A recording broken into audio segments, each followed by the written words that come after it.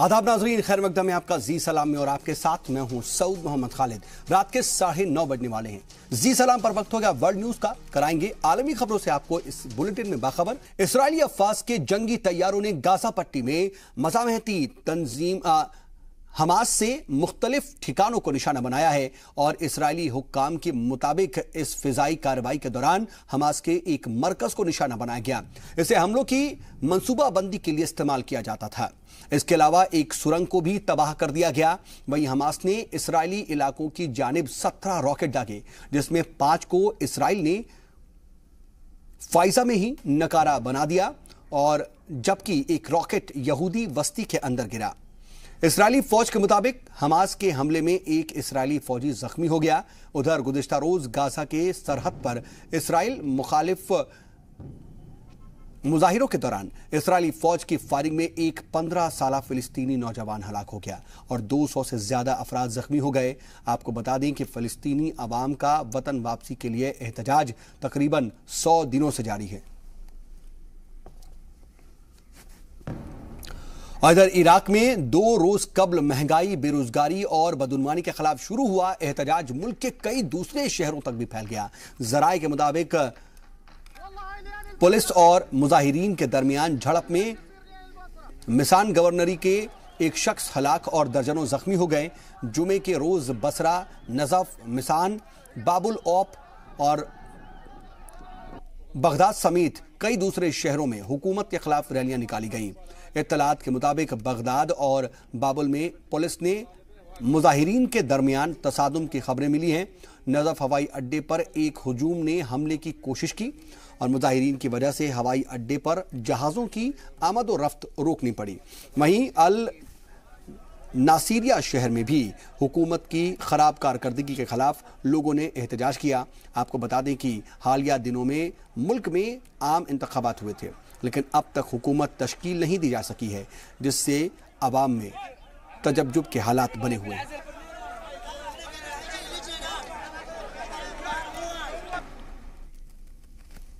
और तुर्की में 2016 में नाफिज की गई इमरजेंसी को अगले हफ्ते खत्म किया जा सकता है। दरअसल तुर्की के सदर तैयब अर्दगान के तर्जुमान इब्राहिम कलिन का यह कहना है कि मुल्क में 2 साल से लगी इमरजेंसी 18 जुलाई को हट सकती है।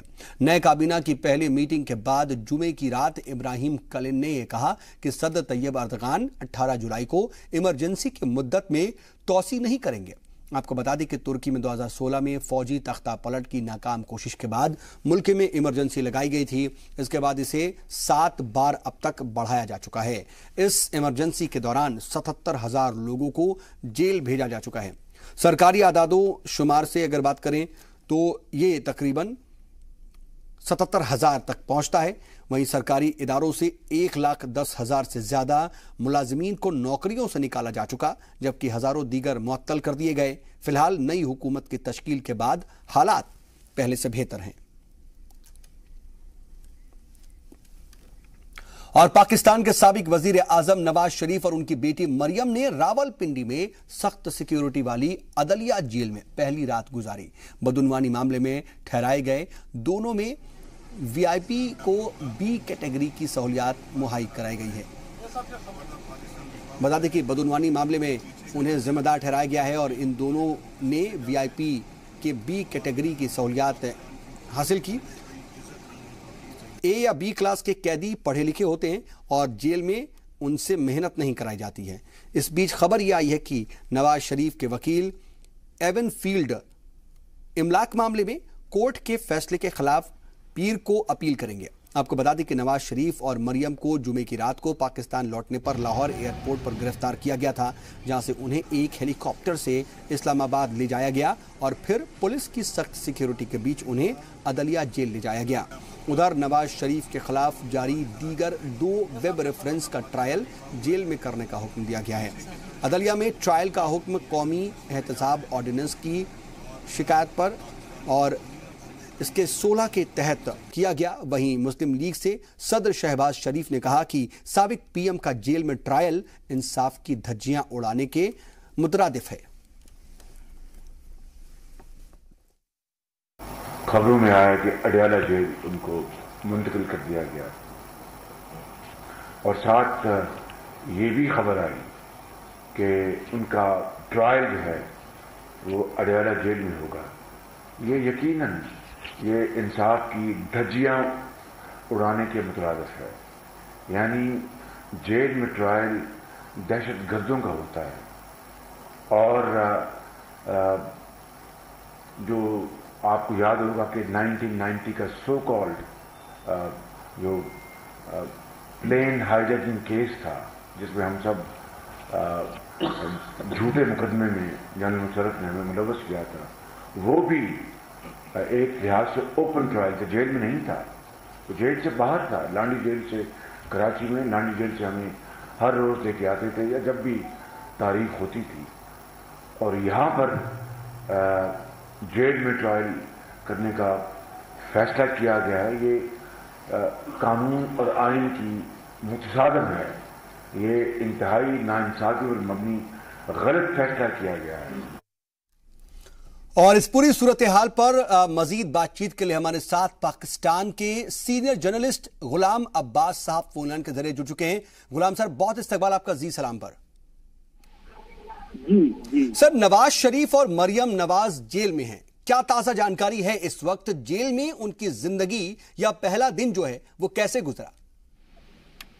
अगर नवाज शरीफ और मरियम नवाज की बात की जाए तो आज का दिन जो सुबह था, ये उनको ब्रेकफास्ट जो सर्व किया गया था वो अंडा पराठा और चाय की ऑफर की गई थी, लेकिन नवाज शरीफ ने जस्ट सिर्फ चाय ली और कुछ मेडिसिन ली क्योंकि वो बीमार हैं, तो इस वजह से उन्होंने कुछ मेडिकेशन दी। और मरियम नवाज ने भी हल्का फुल्का सा नाश्ता किया। उसके बाद दोपहर को जब उन्हें खाने की ऑफर की गई तो उन्होंने वो भी रिफ्यूज कर दी और इस वक्त उन्होंने सिर्फ और सिर्फ फल लिए थोड़े से और स्नैक्स वगैरह लिए। इसके अलावा अगर आज कहा जाए तो मरियम नवाज ने आज अपने वकला से मुलाकात की है, जिन्होंने नवाज शरीफ से भी मुलाकात हुई है वकीलों की, और जो अपील अब वो फाइनल करने जा रहे हैं, फाइल करेंगे मंडे को हाई कोर्ट में अपनी सजा के खिलाफ, जिसके बाद उनकी बेल होती है या नहीं होती इसका फैसला होगा।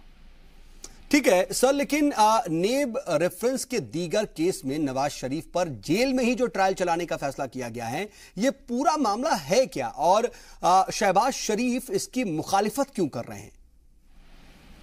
जी देखिए, बेसिकली नवाज शरीफ के खिलाफ सुप्रीम कोर्ट में अगर तमामों में इनका नाम आया था तो इनके खिलाफ जो इन्वेस्टिगेशन हुई थी उसके बाद सुप्रीम कोर्ट में एक हेयरिंग हुई थी जिसमें 3 रेफरेंस फाइल करने का कहा गया था नेशनल अकाउंटेबिलिटी ब्यूरो को।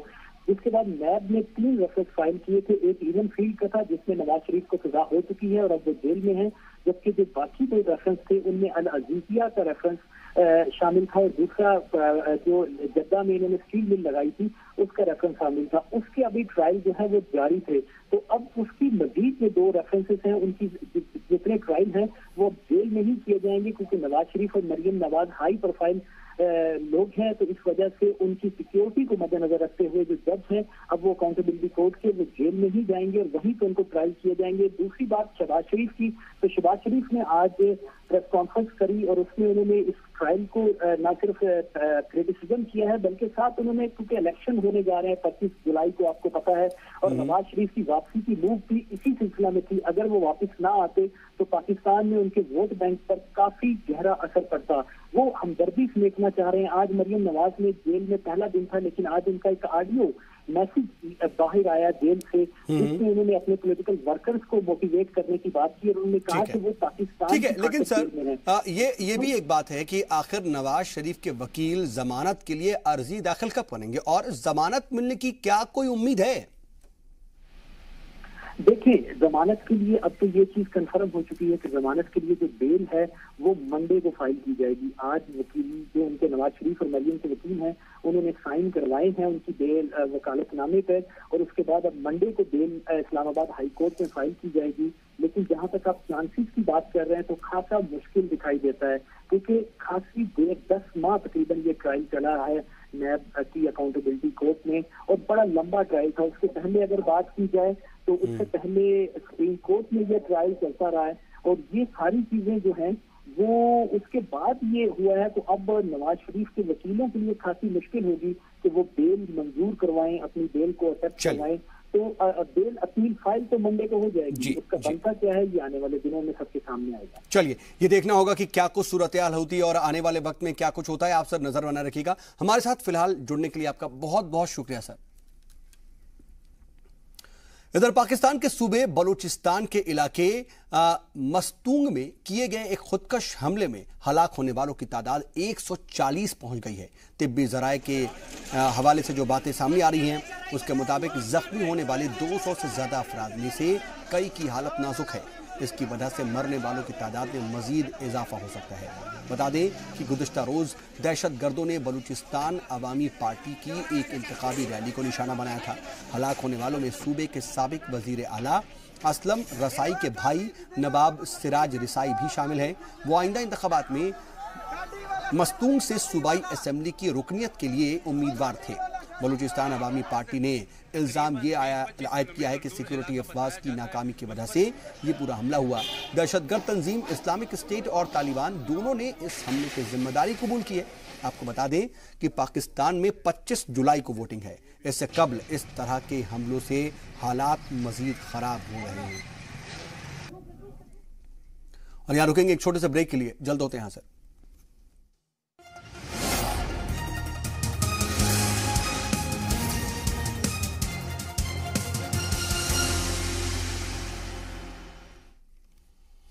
ब्रेक के बाद एक बार फिर से आपका इस्तकबाल है। खबरों के सिलसिले को आगे बढ़ाते हैं। अमेरिकी सदर डोनाल्ड ट्रंप 2 रोजा इंग्लैंड दौरे के बाद स्कॉटलैंड पहुंच गए हैं और इस बीच हजारों लोग उनके दौरे की मुखालिफत कर रहे हैं। बता दें कि ट्रंप ये वीकेंड आयरशायर में अपने टर्नबेरी गोल्फ रिजॉर्ट में गुजारेंगे। ट्रंप की मां स्कॉटिश थी। Trump first minister Nicola Sturgeon से मुलाकात नहीं कर सकते क्योंकि निकोला ट्रंप की मुखालिफ रही हैं और ट्रंप के स्कॉटलैंड पहुंचने से पहले ग्लासगो में हजारों मुजाहिरीन जॉर्ज स्क्वायर पर इकट्ठा हो गए। ट्रंप के टर्नबेरी पहुंचने के तुरंत बाद एक पावर पैराग्लाइडर को ट्रंप के रिसोर्ट के पास उड़ते देखा गया।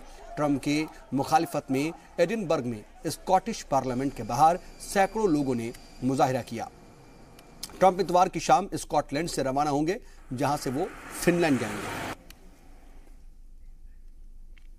इधर अमेरिकी सदर डोनाल्ड ट्रंप ने कहा है कि ईरान का जौहरी प्रोग्राम बरतानिया और अमेरिका दोनों के लिए तशवीशे बास है और गुज़िश्ता दिनों बरतानिया दौरे के दौरान ट्रंप ने यह कहा कि ईरान के जौहरी खतरे से निपटने के लिए दोनों मुल्क मिलकर काम करेंगे। बरतानवी वजीर आजम ने भी ये कहा कि ईरान को अपना जौहरी प्रोग्राम पूरी तरह से बंद कर देना चाहिए ताकि मशरिक़ वस्ता में अमन कायम हो सके। In our meetings today, the Prime Minister and I discussed a range of shared priorities, including stopping nuclear proliferation.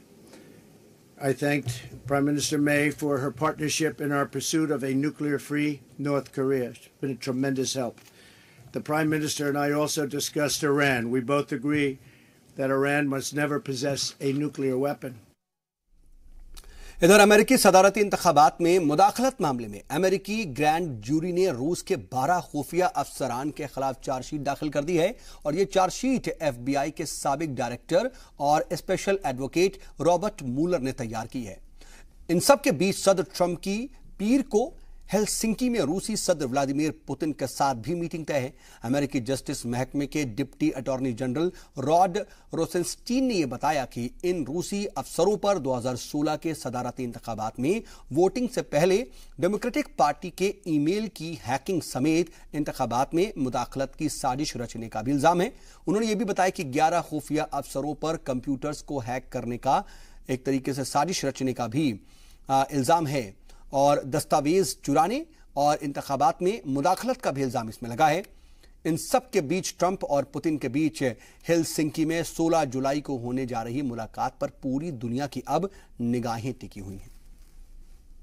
To interfere with the 2016 presidential election. 11 of the defendants are charged with conspiring to hack into computers, steal documents, and release those documents with the intent to interfere in the election. One of those defendants and a 12th Russian military officer are charged with conspiring to infiltrate computers of organizations involved in administering elections, including state boards of election, secretaries of state, and companies that supply software used to administer elections. और अमेरिकी वजीर खारजा Mike Pompeo दरअसल इन दिनों Mexico के दौरे पर हैं और यहां पर उन्होंने सदर एनरिके पेन्या नीतो से मुलाकात की है। जराये के मुताबिक इस मौके पर दोनों लीडरान के बीच तिजारती और सरहदी इश्यूज पर बातचीत हुई। इस मौके पर सदर एनरिके पेन्या नीतो ने अमेरिकी हुक्काम की जानिब से सरहद पर तारकीने वतन के खानदानों के अलहदा कर दिए अरकान को दोबारा फौरी मिलने का भी मुतालबा किया। मैक्सिको के सदर ने इस पूरे मामले को एक ऐसा हल तलाश किए जाने पर जोर दिया जिससे बच्चों के फलाह बहबूद और उनके हुकूक को मरकजी अहमियत हासिल हो।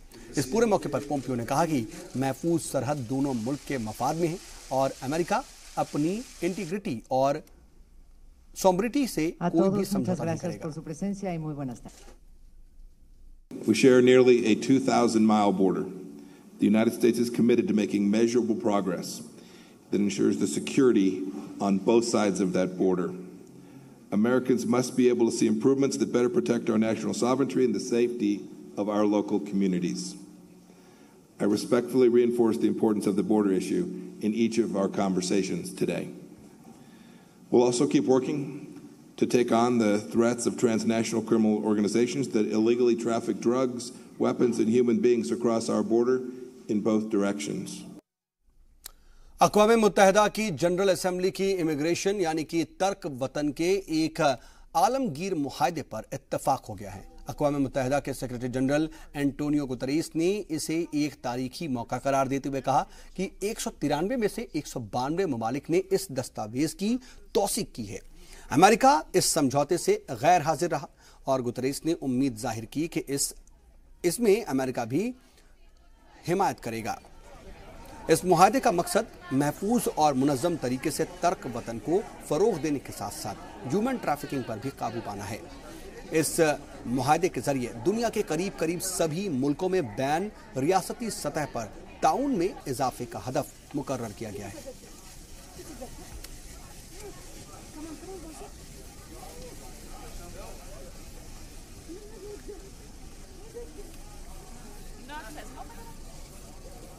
Your email address?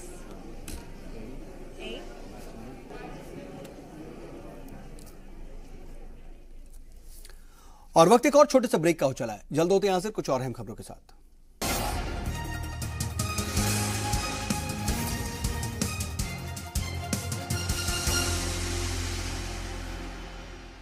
ब्रेक के बाद एक बार आपका इस्तकबाल है। खबरों के सिलसिले को आगे बढ़ाते हैं। बात फीफा आलमी वर्ल्ड कप की। जी हां, अगर फुटबॉल वर्ल्ड कप की बात करें तो रूस में खेले जा रहे फीफा आलमी कप में इंग्लैंड और बेल्जियम के बीच तीसरे मकाम के लिए खेले गए मुकाबले में बेल्जियम ने इंग्लैंड को 2-0 से शिकस्त दे दी, यानी कि बेल्जियम तीसरे मकाम पर फाइज हो गया है। अब पहले और दूसरे मकाम के लिए फाइनल मुकाबला खेला जाना है, लेकिन बेल्जियम के लिए पहला गोल खेल के चौथे मिनट में टी मेउनेर ने किया तो दूसरा गोल दूसरे हाफ में ही ई हैजार्ड ने 82वें मिनट में किया। बेल्जियम ने ग्रुप स्टेज में भी इंग्लैंड को 1-0 से हराया था। हाफ टाइम तक बेल्जियम 1-0 से आगे थी। दूसरे हाफ में 1-0 की बढ़त पर सवार बेल्जियम के खिलाड़ियों ने एक के बाद एक कई हमले इंग्लिश गोल पोस्ट पर बोले, लेकिन ये कोशिशें गोल में तब्दील नहीं हो पाई। लेकिन खेल के 82वें मिनट में वो मौका आ ही गया जिसका इंतजार बेल्जियम के खिलाड़ी काफी लंबे वक्त से कर रहे थे। केडी ब्रुइने ने पास दिया और उनसे मिले पास पर इस बार ई हैजार्ड ने गोल पोस्ट के अंदर पहुंचाने में बॉल को बिल्कुल भी गलती नहीं की। इंग्लैंड ने खेल की शुरुआत में कुछ हमले जरूर किए, लेकिन तमाम कोशिशें नाकाम रहीं। तीसरे मकाम के लिए खेले गए मुकाबले में इंग्लैंड के खिलाड़ियों का गेंद पर करीब 60% कब्जा रहा, लेकिन ऐसे कब्जे के कोई मायने नहीं जो कि मौकों को भुना ना सके और आखिरकार बेल्जियम ने तीसरा मकाम हासिल कर लिया। तो बेल्जियम को तीसरा मकाम मिल गया है। अब यह देखना है कि फ्रांस और क्रोएशिया में आखिर कौन फुटबॉल वर्ल्ड कप का ताज अपने सर पर पहनता है और जो टीम इस फाइनल मुकाबले में हारेगी जाहिराना तौर पर वो दूसरे मकाम पर पहुंचेगी और तीसरे मकाम के लिए जो लड़ाई लड़ी गई उसमें बेल्जियम ने जीत हासिल कर ली। और हमारे साथ फुटबॉलर प्रशांत बनर्जी साहब फोन लाइन के जरिए बातचीत के लिए जुड़ चुके हैं। प्रशांत सर, बहुत इस्तकबाल आपका जी सलाम पर। सर, तीसरे मकाम के लिए खेले गए मैच में बेल्जियम ने जिस तरह से इंग्लैंड को हराया, इस पर आपका रिएक्शन चाहेंगे सर। मतलब बेल्जियम आज जो खेला है, इसमें इंग्लैंड पर सेकेंड हाफ में कुछ खेला है, चांस भी मिला था लेकिन गोल नहीं किया। अदरवाइज बेल्जियम पूरा डोमिनेट, फर्स्ट हाफ तो पूरा डोमिनेट किया और सेकेंड हाफ में end of last 20 minutes they not dominating and second goal was really fantastic goal. Hazard जो गोल किया है बहुत अच्छे गोल किया है। और एक चीज है, ये आज का जो गेम देखा, इसमें 6 टच का बाद 7 टच में जो बॉल गोल नहीं हुआ, गोलकीपर सेव किया, that was the gem of a attack. ये वर्ल्ड कप में हम पहला वाला देखा, 7 टच में 1 टच खेला है, 7 टच में गोल में मार दिया। ये बहुत जी सर, वाकई। लेकिन अब ये तीसरा मकाम तो फाइनल हो गया। सर, आप बने रहिए। कल जो फाइनल है, अपने नाज़रीन को भी बता दें कि कल 14 जून को शुरू हुआ जो फीफा वर्ल्ड कप का मुकाबला है, वो कल इख्तिताम पजीर हो जाएगा और अपने आखिरी पड़ाव पर ये पहुंच चुका है। कल यानी कि 15 जुलाई को मॉस्को के लुइनिकी स्टेडियम में फ्रांस और क्रोएशिया के बीच फाइनल मुकाबला खेला जाना है। और इस बार का फुटबॉल वर्ल्ड कप अंडरडॉग टीमों के लिए याद किया जाएगा। जी हां, फुटबॉल वर्ल्ड कप जब शुरू हुआ था तो लोग ब्राजील, अर्जेंटीना, पुर्तगाल और जर्मनी के नारे लगा रहे थे, लेकिन इस दरमियान क्रोएशिया नाम के छोटे से भी एक देश को किसी ने भी नोटिस नहीं किया, लेकिन आखिरकार उसने फाइनल में जगह बना ली है। हमारे साथ प्रशांत बनर्जी सर, जो कि फुटबॉलर हैं, लगातार बने हुए हैं। सर, आपसे ये जानना चाहेंगे कि कल जो है फ्रांस और क्रोएशिया के बीच मुकाबला है, फाइनल मुकाबला होना है, किसका पलड़ा आपको भारी नजर आ रहा है?